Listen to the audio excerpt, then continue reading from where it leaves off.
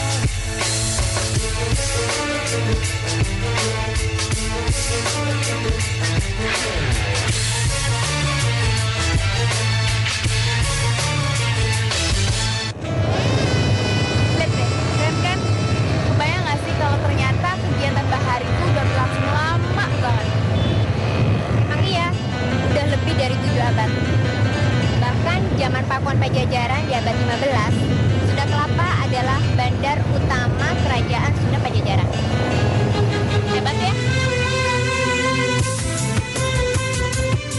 Berdasarkan dokumen dari Tom Pires, seorang pelaut Portugis yang mendarat di Sunda Kelapa pada tahun 1512 dan menetap hingga tahun 1515 ketika Kerajaan Sunda Pajajaran diperintah oleh Sri Baduga Maharaja. Diceritakan tentang Bandar Bahari Sunda Kelapa yang merupakan bandar paling besar di tepi bagian utara Laut Jawa yang menjadi penyangga pelabuhan-pelabuhan besar lain di Nusantara. Dari dulu sampai sekarang namanya masih Sunda Kelapa? Ya enggak, namanya pernah diganti sama Takkadila menjadi Jayakarta ketika armadanya membawa 1.452 prajurit yang mendarat di Sunda Kelapa. Waktu itu tanggal 22 Juni tahun 1520. Nah, kali ini kita akan mengungkap sejarah di ibu kota Jakarta yang ternyata sudah tua banget. Dan kita akan memulainya dari pelabuhan Sunda Kelapa ini. Disinilah bisnis kerajaan Pakuan Pajajaran yang beribu kota di Bogor berpusat. Sunda Kelapa adalah pelabuhan di antara dua kesultanan Islam, Cirebon dan Banten. Disinilah pada tanggal 21 Agustus 1522 ditandatangani perjanjian persahabatan antara Sunda Kelapa dengan Portugis. Portugis diberi hak untuk membangun gudang dan benteng di Sunda Kelapa. Sedangkan orang Pasundan memandang perjanjian ini sebagai penguatan posisi mereka dalam menghadapi Kesultanan Demak di Jawa Tengah. Namun Fathahillah, Panglima Perang Kesultanan Cirebon, berhasil merebut Sunda Kelapa dari Sunda Pajajaran dan Portugis pada 22 Juni 1527 sebelum Portugis sempat membuat benteng pertahanan. Peristiwa pendaratan armada Fathahillah di Sunda Kelapa itulah yang kemudian diperingati sebagai ulang tahun kota Jakarta.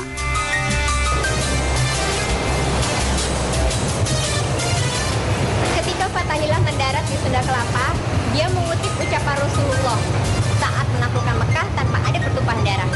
Fatan Mubina, yang artinya Jayakarta atau kemenangan yang gilang-gilang. Berarti nama Jakarta nggak ada hubungannya dong dengan nama Pangeran Jayakarta?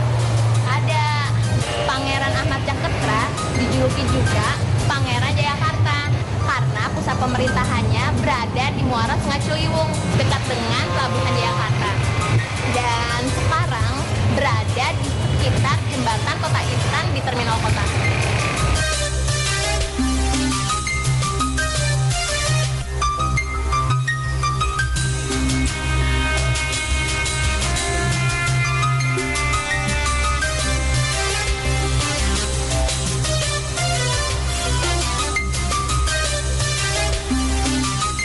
Pelabuhan Sunda Kelapa ini awalnya adalah satu pelabuhan dari Kerajaan Sunda.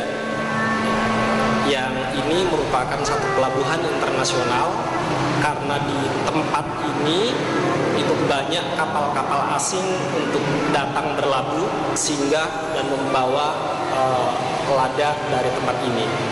Ketika Fathahillah datang memenggal jalur orang-orang Portugis yang akan bekerja sama dengan Kerajaan Sunda, sehingga kemudian orang Portugis tidak mau singgah di kawasan ini.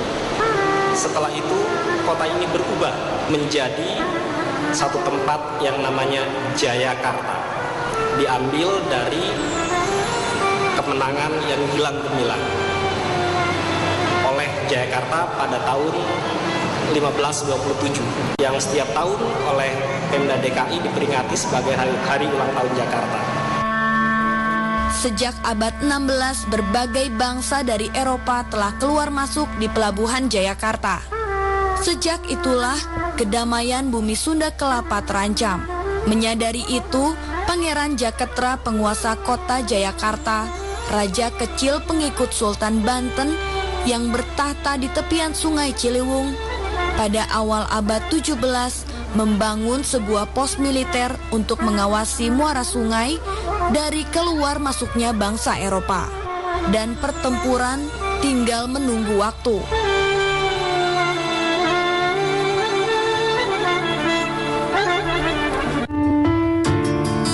Tahun 1610, izin Pangeran Jayakarta bagi Belanda untuk membangun gudang rempah-rempah serta beberapa perumahan di sebelah timur Sungai Ciliwung, tepat di seberang istananya, ternyata membawa bencana.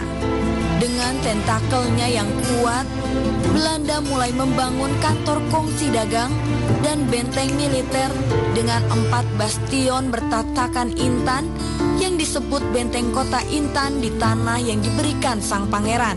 Istana sang pangeran pun segera berada dalam jarak tembak meriam-meriam Belanda.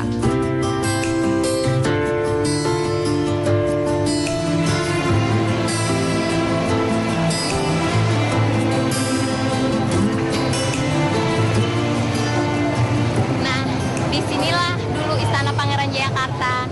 Dan di seberang timur sana, benteng Belanda dengan 4 bastion intannya yang terkenal. Bastion itu apaan sih? Bastion itu menara pengawas di 4 penjuru dinding benteng. Kok pakai intan segala? Kalau soal intan itu tuh cuma mitos. Tapi memang bastion itu diberi nama Le Diamant atau berlian, Le Ruby atau mirah, Le Saphir dan Le Pearl atau mutiara. Kesabaran Pangeran Jayakarta habis. Untuk mengimbangi kekuatan Belanda yang terus menantang, tahun 1615, Pangeran Jayakarta mengizinkan Inggris membangun benteng dan kompleks perumahan di seberang barat Sungai Ciliwung. berdampingan dengan istananya di sisi utara.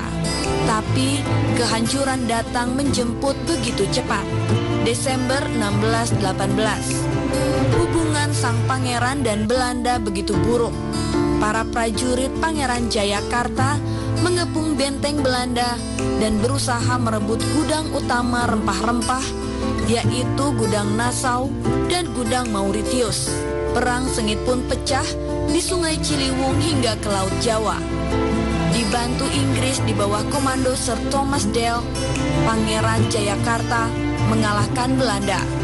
Benteng kota Intan dihancurkan dan komandan perang Belanda ditawan. Gubernur Jenderal Jan Pieterszoon Koen beserta pasukannya lari ke Ambon untuk meminta bantuan dan menyusun kekuatan di sana. Karena perangnya berhadapan-hadapan, maka sekalipun perangnya sebentar, selalu saja banyak korban. Setelah perang merebut benteng di Sungai Ciliwung, perang sengit berlanjut di Laut Jawa, sehingga pelabuhan di Jayakarta ikutan hancur. Tapi alhamdulillah ya, Pangeran Jayakarta bersama Inggris menang. Usai peperangan, Pangeran Jayakarta dan pasukan Inggris menandatangani perjanjian persahabatan. Tapi tahun 1619, dengan membawa serta pasukan Kesultanan Banten, Belanda kembali untuk menangkap pangeran yang dianggap lancang telah membuat perjanjian dengan Inggris tanpa persetujuan Banten. Perang pecah kembali. Kali ini Inggris kalah dan lari ke Bengkulu. Bantuan pasukan Kesultanan Banten terhadap Belanda rupanya sangat memukul Pangeran Jayakarta secara psikologis. Itu aja, karena pertalian saudara antara Pangeran Jayakarta dan Banten sangat erat. Kelicikan politik adu domba memang cara yang paling efektif yang digunakan Belanda untuk menguasai negeri ini.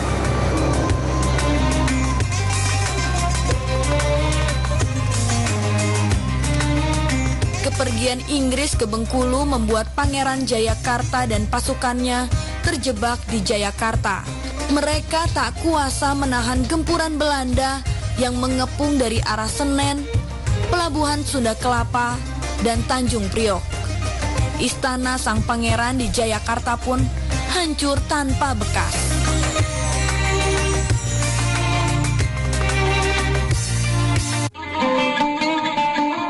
Memperingati hari kekalahan Pangeran Jayakarta dan menghapus ingatan rakyat pada kepemimpinan sang pangeran, Gubernur Jenderal Belanda Jan Pieterszoon Koen pada tahun 1620 mengubah nama Jayakarta menjadi Batavia. Satu lagi sejarah gemilang sebuah bangsa dihapus oleh ketamakan kolonialisme. Istananya dihancurkan, Pangeran Jayakarta dan pasukannya mundur ke Sunter. Kemudian menyusuri sungai menuju ke selatan ke Hutan Jati, yang sekarang diberi nama Jatinegara. Baru 4 tahun Pangeran Jayakarta memberi izin tempat tinggal dan membangun pergudangan kepada Belanda. Tapi justru sebagai balasannya, Pangeran Jayakarta justru diburu oleh Belanda dengan sengitnya.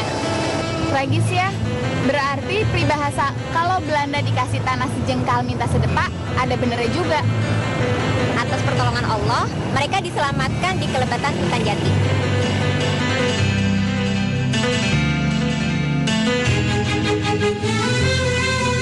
Pada tahun 1620, Pangeran Jayakarta membangun beberapa rumah dan sebuah masjid di dalam Hutan Jati, tempatnya yang baru. Pangeran menamakan perkampungan mereka dengan sebutan Jatinegara, yang berarti negara yang berada dalam hutan jati dan dapat juga berarti negara yang sejati. Setelah meninggalkan pusat pemerintahannya di muara Sungai Ciliwung, Pangeran Jayakarta hidup sebagai rakyat biasa. Untuk merahasiakan identitasnya, Pangeran sengaja tidak membangun istana. Dari masjid yang dibangun Pangeran Jayakarta di dalam hutan jati inilah disusun strategi perang gerilya melawan Belanda, juga dakwah dan penyebaran agama Islam.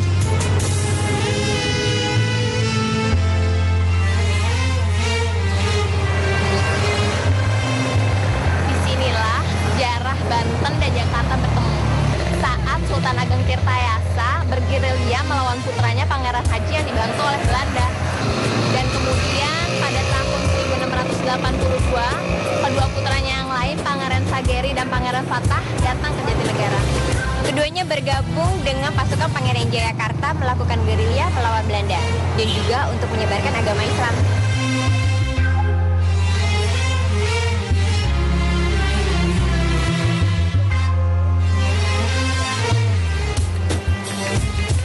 Sebelum wafatnya, Pangeran Jayakarta berwasiat melarang para pengikut dan keturunannya menunjukkan letak makamnya pada siapapun dan sampai kapanpun.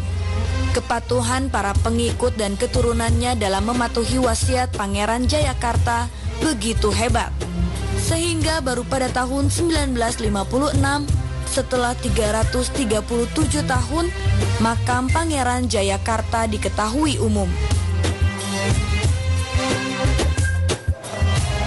Nah, disinilah makam Pangeran Jayakarta beserta putra-putranya.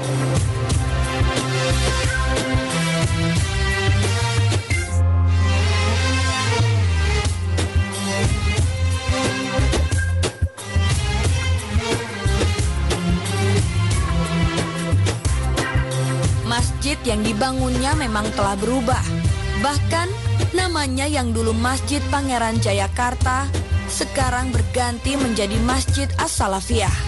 Namun bagaimanapun juga, hampir 400 tahun yang lalu di Jatinegara Kaum inilah Pangeran Jayakarta dan para pengikutnya melakukan gerilya, membuat Batavia tidak pernah aman selama 80 tahun. 3 wanita terpekur mengenang orang besar itu, Pangeran Jayakarta. Manusia perkasa dengan perjuangannya yang dahsyat dan syiarnya yang teguh. Sajikan teladan tentang kemuliaan manusia yang menghamba pada Allah Tuhannya. Bersama teriknya yang kering dan kesibukannya yang tiada henti, Jakarta terus dipenuhi kisah manusia. 3 wanita meneruskan langkahnya menjejaki kisah sejarah yang mungkin tak pernah ada.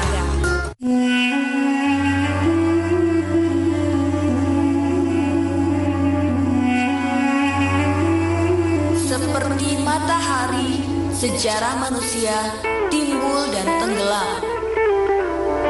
Tinggalkan jutaan hikmah dan tanda-tanda ketuhanan dalam kelebatan rimba, terjal dinding batu, dan kedalaman samudra, bahkan lewat sebuah penemuan kecil sekalipun.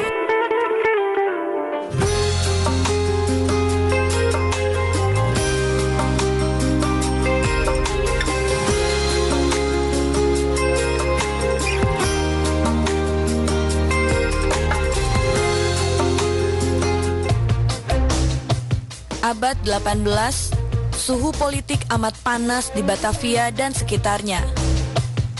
Di Banten, perang gerilya Sultan Ageng Tirtayasa melawan anaknya Pangeran Haji yang rakus belum lagi berakhir. Dan di jantung Batavia, lebih dari 5.000 orang etnis Cina tewas dalam pembantaian amat keji oleh pemerintahan kolonial Belanda. Lalu, setelah 397 tahun, menjadi raksasa ekonomi yang buas, licik, dan amat rakus, VOC akhirnya terbenam dalam kepailitan oleh habisnya masa berlaku piagam VOC. Namun di abad ini pula, pembangunan besar-besaran terjadi. Sejak dirintis oleh Gubernur Jenderal Jan Pieter Soenkoen pada tahun 1920-an, Batavia terus membangun selama lebih dari 200 tahun. Mulai kantor pemerintahan, lembaga masyarakat, pelabuhan, dan pusat perniagaan, galangan kapal, benteng dan kastil, serta kanal-kanal. Hasilnya begitu indah dan mengagumkan, sehingga Batavia dijuluki Jewels of the East atau permata dari timur oleh para pelaut Eropa yang singgah di pelabuhan Sunda Kelapa.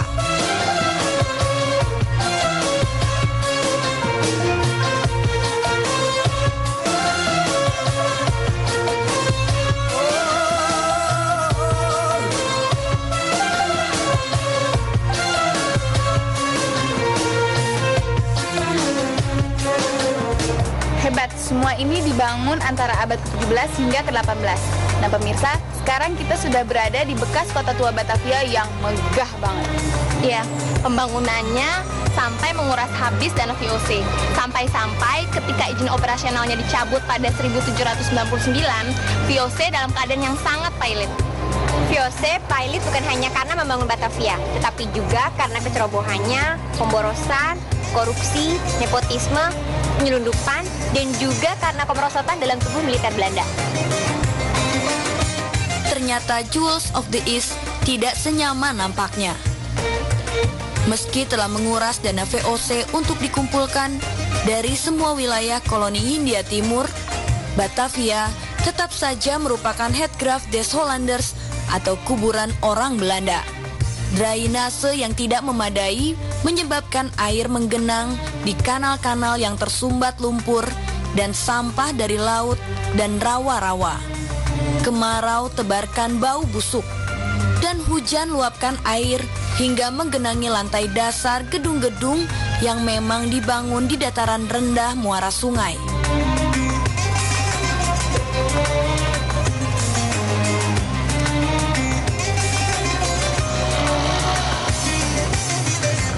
Emang dari dulu Jakarta udah jorok ya. Akibatnya berbagai wabah seperti tipes, disentri maupun malaria kerap menyerang negeri ini. Betul, ribuan garnisun Belanda habis oleh penyakit sebelum berperang. Mungkin ini hukuman dari Allah karena keserakahan dan kekejamannya mereka.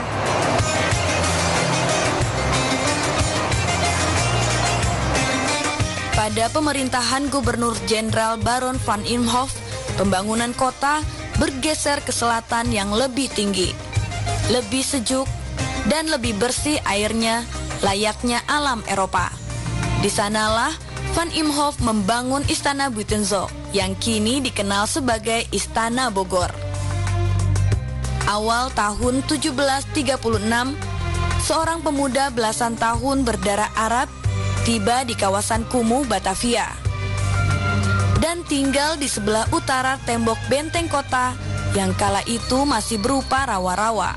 Perkampungan kumuh itu diberi nama Luar Batang karena terletak di luar batang kayu besar atau Grootboom yang merupakan portal bagi keluar masuknya kapal di pelabuhan Sunda Kelapa.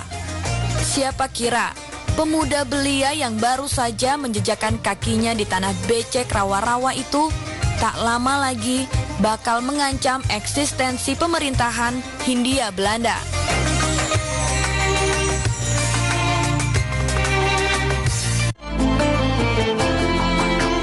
Grootboom yang melintang di Muara Ciliwung ditutup pada malam hari agar perahu, kapal, dan orang tidak bisa keluar masuk kota. Setiap perahu dan kapal pribumi diperiksa barang muatannya di portal kayu ini, dan senjata-senjata yang dibawa harus dititipkan di pos penjagaan.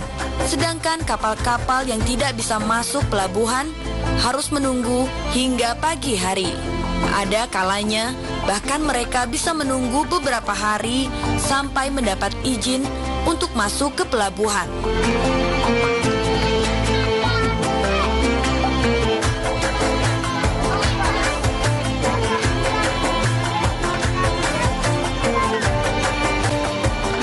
Terbentuknya perkampungan Luar Batang, kok dari daerah rawa bisa berpenghuni ramai seperti ini? Begini, waktu tembok benteng kota mulai dibangun, di daerah sebelah utara yang berupa rawa-rawa diuruk oleh lumpur dari mulut sungai Ciliwung. Dan itu sengaja digali supaya kapal-kapal bisa masuk sampai ke pasar ikan. Kok ada sih yang mau tinggal di tempat seperti itu kok? Sambil menunggu izin masuk ke pelabuhan yang bisa memakan waktu berhari-hari, atau karena ombak dan juga angin buruk, sebagian dari awak kapal turun ke darat. Kemudian mereka membangun pondok-pondok kecil untuk beristirahat sementara. Lambat laun kawasan itu menjadi sebuah perkampungan. Betul banget ya?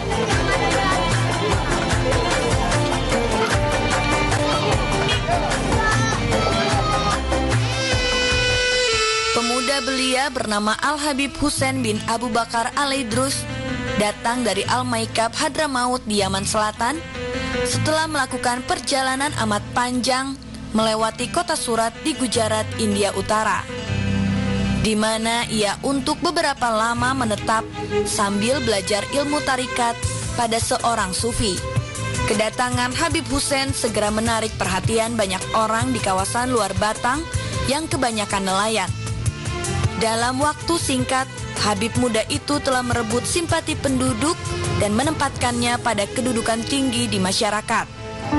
Sekarang kita akan telusuri jejak Habib Hussein yang banyak menarik perhatian orang, karena mau berbaur dengan para nelayan yang ramai.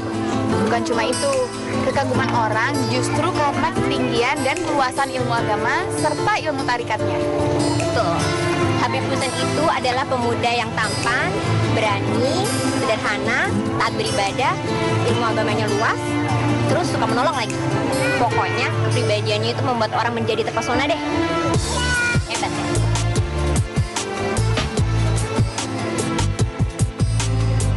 Tahun itu juga Habib Hussein mendirikan rumah kayu sebagai tempat tinggal, yang dalam sekejap berubah menjadi sarana ibadah dan pusat pendidikan yang amat populer kala itu.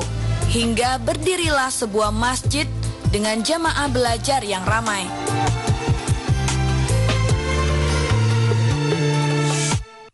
Luar Batang, disebut Luar Batang itu adalah karena perkampungannya ada di gerbang tol, ya, gerbang keluar masuk pintu lalu lintas air. Dia ada di luar itu karena itu di luar Batangan ya, untuk keluar masuk itu. Dan inilah perkampungan kumuh pertama di Jakarta, karena Luar Batang ini menampung pelayar-pelayar terutama dari Jawa yang mereka tidak dapat masuk ke pelabuhan Sunda Kelapa. Kemudian mereka menetap di perkampungan Luar Batang. Mereka berkumpul membuat satu hunian yang kemudian dinamakan Luar Batang. Lalu berkenaan dengan itu, ada seorang Habib yang menyebarkan Islam di wilayah ini. Kita sangat hormati itu. Mereka adalah pionir-pionir yang mengembangkan Islam pada sekitar abad ke-18. Hanya perlu waktu 3 tahun untuk membuat pemerintah pusat Hindia Belanda merasa khawatir mendengar kekuatan kaum urban di kawasan kumuh di luar Groot Boom itu.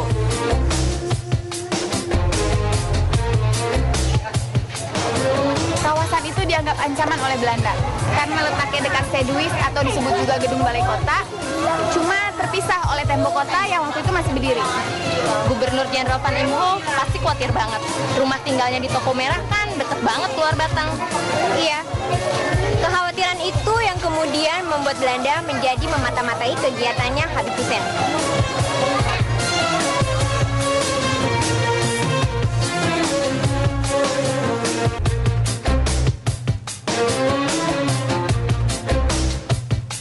Tapi tahun 1740, Batavia goncang. Kecemburuan orang-orang Belanda pada komunitas Cina yang menguasai ekonomi dan perdagangan menimbulkan konflik yang sangat serius. Berujung pada perampokan, penyitaan tanpa alasan, dan perompakan di laut oleh Belanda terhadap orang-orang Cina. Gosokan-gosokan dari VOC yang terganggu eksistensinya membuat Dewan Hindia memerintahkan Gubernur Jenderal Baron Van Imhoff untuk melakukan pembersihan etnis Cina. Batavia kembali mementaskan sejarah hitam tragedi kemanusiaan yang sangat memilukan ke panggung dunia.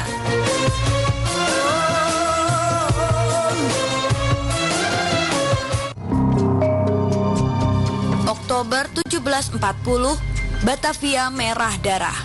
Peristiwa yang disebut Chinese Mort atau pembantaian orang-orang Cina terjadi. Api dan asap membumbung membuat Batavia seperti tungku raksasa. Lebih dari 5.000 orang etnis Cina dibantai secara massal di halaman Stadhuis atau kantor balai kota. Penjara bawah tanah di Stadhuis penuh dengan tawanan orang-orang Cina yang belum dieksekusi. Pabrik-pabrik, toko, kapal, tempat ibadah, dan pemukiman etnis Cina yang sangat maju di Glodok di bumi hanguskan. Orang-orang Cina yang masih hidup lari menyelamatkan diri ke pelosok-pelosok hingga ke Tangerang. Sungai-sungai dan parit-parit di Batavia mengalirkan darah.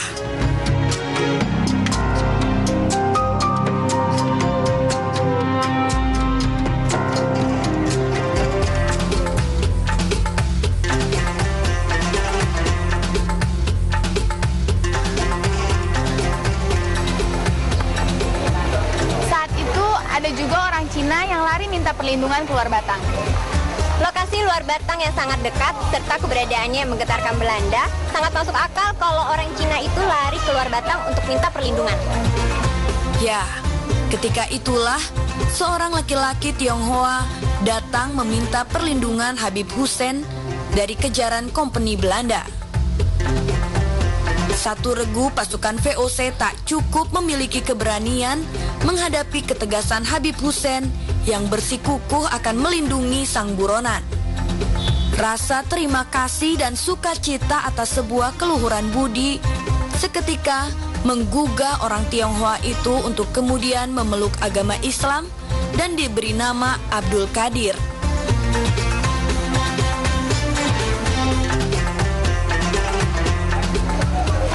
Siapa sih nama Cinanya Abdul Qadir sebelum berganti nama? Nggak ada yang tahu pasti. Namanya Nebok Seng, seperti yang diceritakan penjelajah dari Cina yang bernama Ong Huhu.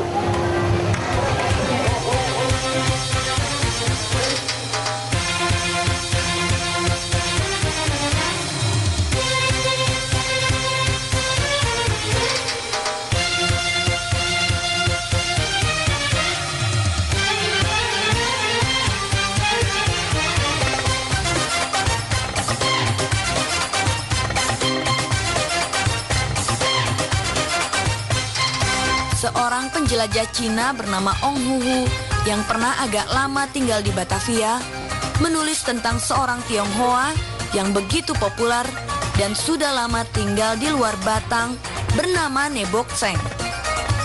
Bahkan Ong Huhu juga menulis bahwa sejak lama banyak orang Tionghoa berziarah ke luar Batang ke makam Haji Abdul Qadir yang terletak di samping makam Habib Hussein. Mungkin Abdul Qadir identik dengan Nebok Seng. Nama Habib Hussein membuat Belanda makin merasa terusik. Pengajian dan penyebaran agama Islam yang dikembangkan oleh Habib Hussein bisa menjadi ancaman. Saat itulah terjadi penangkapan terhadap Habib Hussein dan murid-muridnya yang kemudian ditahan di penjara seksi 2 di Glodok.